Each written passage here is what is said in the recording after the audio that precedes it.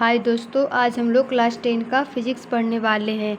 इसमें चैप्टर का नाम क्या है? प्रकाश का परावर्तन तथा अपवर्तन।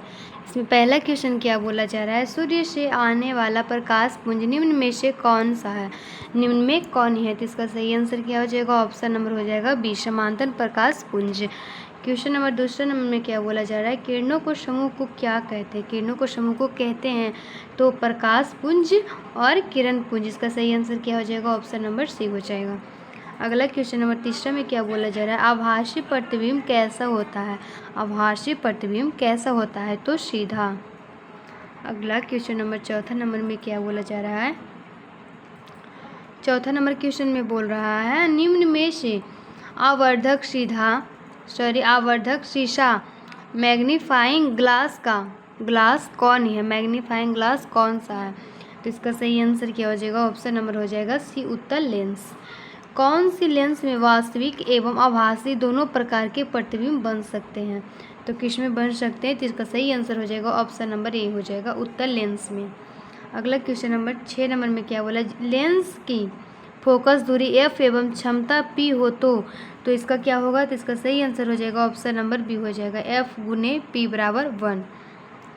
अगला क्वेश्चन नंबर 6 नंबर में क्या बोला जा रहा है?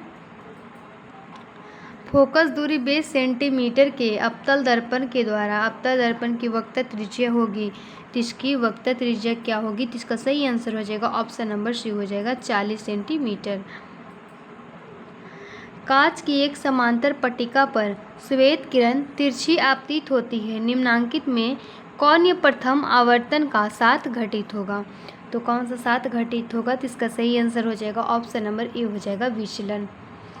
उत्तल दर्पण में आवर्धन का महत्तम मान होता है, इसका महत्तम मान कितना होता है? तो इसका सही आंसर हो जाएगा ऑप्शन नंबर सी हो जाएगा, 1/2। अगला क्वेश्चन नंबर 10 नंबर में क्या बोला जा रहा है? किसी वस्तु का अवतल दर्पण द्वारा बना प्रतिबिंब आभासी, सीधा तथा वस्तु से बड़ा पाया गया है तो वस्तु की स्थिति कहाँ होनी चाहिए? वस्तु की स्थिति कहाँ होनी चाहिए? तो इसका सही आंसर हो जाएगा ऑप्शन नंबर हो जाएगा डी, दर्पण के ध्रुव तथा मुख्य फोकस के बीच। अगला क्वेश्चन नंबर 11 नंबर में क्या बोला जा रहा है? फोकस दूरी 10 सेंटीमीटर के अवतल दर्पण के द्वारा उत्पन्न आवर्धन धनात्मक होगा यदि वस्तु की दूरी मान्य है। तो इसकी मान्य है तो कितना हो जाएगा इसका मान? इसका सही आंसर हो जाएगा ऑप्शन नंबर सी हो जाएगा, 10 सेंटीमीटर से कम। फोकस से ध्रुव की ओर आने पर अवतल दर्पण में आवर्धन का मान है तो आवर्धन का मान क्या होगा? तो इसका सही आंसर हो जाएगा ऑप्शन नंबर ए हो जाएगा, बढ़ता है। अगला क्वेश्चन नंबर 12 नंबर में क्या बोला जा रहा है? 13 में क्या बोला जा रहा है? एक अवतल दर्पण के प्रधान अक्ष पर चलती चींटी का प्रतिबिंब सीधा है तथा बढ़ता जा रहा चींटी की गति की दिशा है तो इसका सही आंसर क्या हो जाएगा? हो जाएगा इसका सही आंसर ऑप्शन नंबर हो जाएगा बी, फोकस से ध्रुव की ओर। अगला क्वेश्चन नंबर 14, यदि किसी बीम का प्रतिबिंब का आवर्धन ऋणात्मक है तो उस प्रतिबिंब की प्रकृति क्या होगी? तो इसकी प्रकृति क्या होगी? तो इसका सही आंसर हो जाएगा ऑप्शन नंबर डी हो जाएगा, वास्तविक और उल्टा। अगला 15 नंबर में क्या बोला जा रहा है? यदि अवतल दर्पण का निचला आधा भाग ये टूट जाए तो प्रतिबिंब क्या होगा? कैसा होगा? तो इसका सही आंसर हो जाएगा ऑप्शन नंबर सी हो जाएगा, कम तीव्र बनेगा। वायु का निरपेक्ष अपवर्तनांक वास्तव में कितना होता है? तो इसका सही आंसर हो जाएगा ऑप्शन नंबर बी हो जाएगा, 1 से अधिक होता है। निम्नलिखित में किसका अपवर्तनांक सबसे कम ही होता है? तो किसका सबसे कम ही होता है? तो पानी का। अगला क्वेश्चन नंबर 18 नंबर में क्या बोला जा रहा है? एक प्रकाश किरण एक समतल दर्पण पर लंबवत आपतित होती है, प्रवर्तन कोण का मान होगा। तो इसमें प्रवर्तन कोण का मान कितना हो जाएगा? तो इसका सही आंसर हो जाएगा ऑप्शन नंबर डी हो जाएगा, 0 डिग्री। अवतल लेंस द्वारा प्राप्त प्रतिबिंब होता है तो इसके द्वारा प्राप्त प्रतिबिंब होता है तो इसका सही आंसर हो जाएगा ऑप्शन नंबर डी, इनमें से कोई नहीं, इनमें से सभी होगा। वायु में अभिसारी लेंस है वायु में अभिसारी लेंस क्या हो जाएगा, तो कांच का उत्तल लेंस हो जाएगा, कांच का उत्तल लेंस।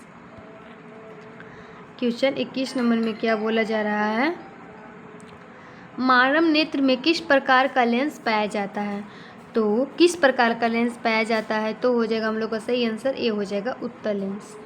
प्रकाश की किरण को मोड़ने की क्षमता को कहते हैं, क्या कहते हैं, तो मोड़ने की क्षमता को क्या कहते हैं, इसका सही आंसर क्या हो जाएगा, ऑप्शन नंबर ए हो जाएगा, लेंस की क्षमता। जल की एक गोलीय बूंद में व्यास के अनुदिश आपतित प्रकाश किरण की कितनी बार अपवर्तन होगा, कितना बार अपवर्तन होगा, तो इसका सही आंसर हो जाएगा, ऑप्शन नंबर ए हो जाएगा, 4 बार। लेंस में मुख्य फोकस की संख्या होती है, तो इसकी फोकस की संख्या कितनी होती है, तो इसका सही आंसर क्या हो जाएगा हम लोग का, इसका सही आंसर हो जाएगा बी, 2 बार। समतल दर्पण द्वारा बना प्रतिबिंब होता है, समतल दर्पण के द्वारा बना प्रतिबिंब होता है तो कैसा होता है, तो काल्पनिक। सरल सूक्ष्मदर्शी में किसका उपयोग होता है, सरल सूक्ष्मदर्शी में किसका उपयोग होता है, तो इसका सही आंसर हो जाएगा, क्या हो जाएगा, ऑप्शन नंबर डी हो जाएगा, उत्तल लेंस। अगला क्वेश्चन नंबर 27 नंबर में क्या बोला जा रहा है, अवतल दर्पण में आवर्धित काल्पनिक प्रतिबिंब बनाने के लिए वस्तु को कहाँ रखा जाता है, वस्तु को कहाँ रखा जाता है, तो इसका सही आंसर हो जाएगा, ऑप्शन नंबर हो जाएगा ए, फोकस और ध्रुव के बीच।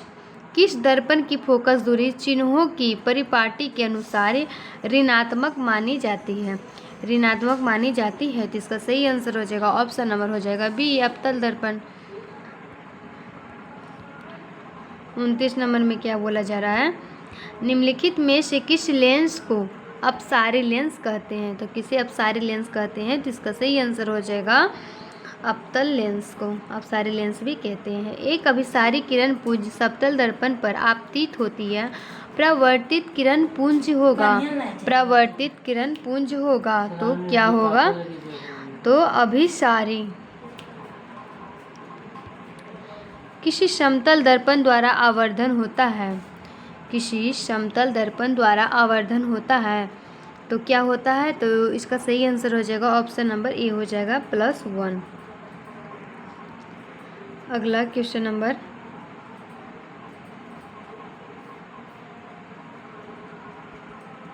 33 नंबर में क्या बोला जा रहा है, आकाश का नीला रंग होना किस परिघटना का परिणाम है, किस परिघटना का परिणाम है, तो प्रकीर्णन का। विरल माध्यम से सघन माध्यम में जाती हुई किरण मुड़ जाती है, तो किधर मुड़ जाती है, तो अभिलंब की ओर। निम्नलिखित में से किस लेंस की फोकस दूरी धनात्मक होती है, तो किस लेंस की फोकस दूरी धनात्मक होती है, तो उत्तल लेंस की।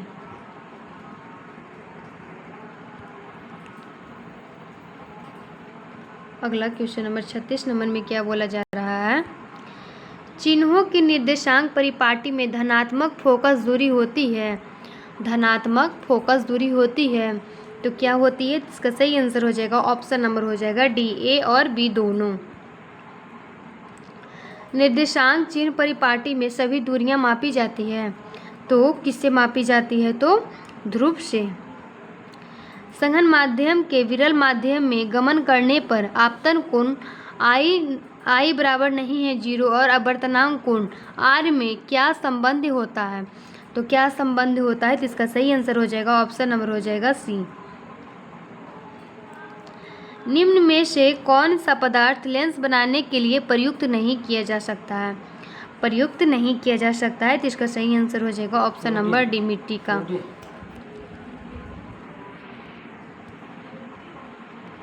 अगला क्वेश्चन नंबर 39 नंबर में क्या बोला जा रहा है, क्वेश्चन नंबर 39 नंबर में क्या बोला जा रहा है, निम्न में से कौन सा पदार्थ लेंस बनाने के लिए प्रयुक्त नहीं किया जा सकता है, तो किसे नहीं प्रयुक्त किया जा सकता है, तो इसका सही आंसर हो जाएगा, ऑप्शन नंबर डी हो जाएगा, मिट्टी।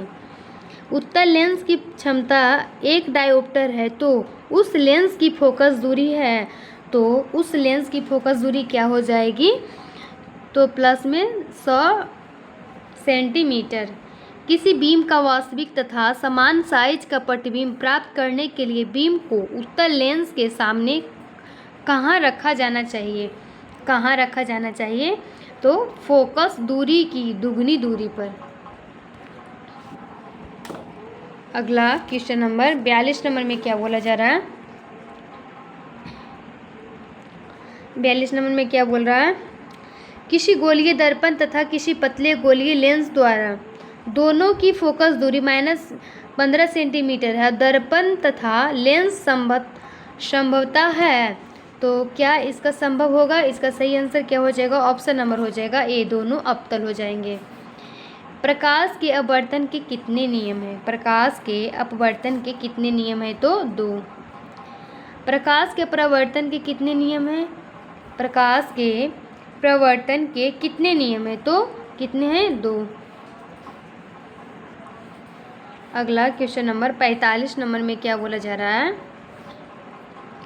सरल सूक्ष्मदर्शी में किसका उपयोग होता है? सरल सूक्ष्मदर्शी में किसका उपयोग होता है? तो उत्तल लेंस का। अवतल लेंस का आवर्धन बराबर होता है, आवर्धन बराबर होता है, तो इसका सही आंसर क्या हो जाएगा? क्या होता है? तो V/U।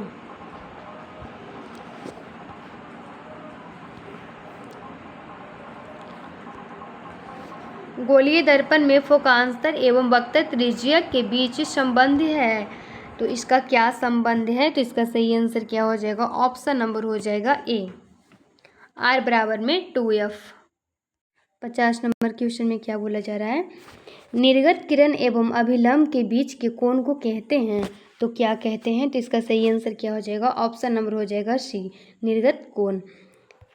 51 नंबर क्वेश्चन में क्या बोला जा रहा है? 1 मीटर फोकस दूरी वाले उत्तल लेंस की क्षमता होगी, तो कितनी होगी? तो इसका सही आंसर हो जाएगा, ऑप्शन नंबर हो जाएगा बी, 1 डायोप्टर। किसी अवतल दर्पण द्वारा काल्पनिक सीधा तथा आवर्धित प्रतिबिंब बनता है जब वस्तु स्थिति में होती है, तो किस स्थिति में होती है? तो इसका क्या आंसर हो जाएगा सही? दर्पण तथा उसके फोकस के बीच। अगला 53 नंबर में क्या बोला जा रहा है?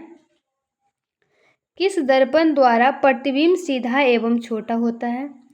तो किस प्रतिबिंब के द्वारा? तो इसका हो जाएगा, किस प्रतिबिंब के द्वारा हो जाएगा? इसका सही आंसर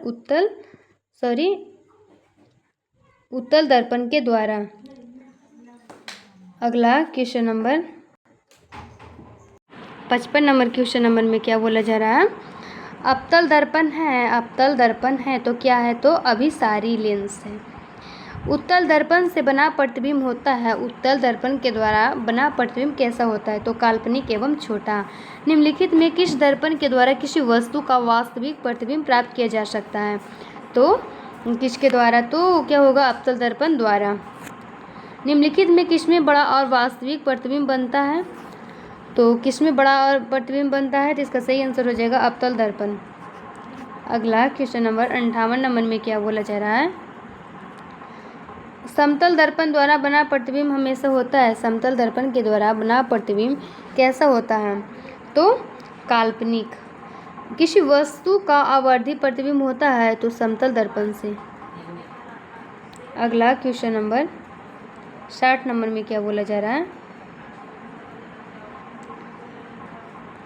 काल्पनिक प्रतिबिंब हमेशा है, तो कैसा होता है यह?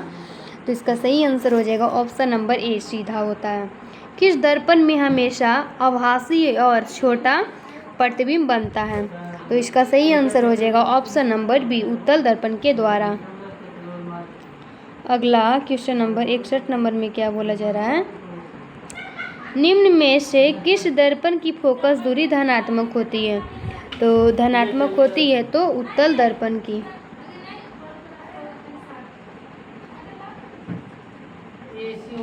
अगला क्वेश्चन नंबर 63 नंबर में क्या बोला जा रहा है?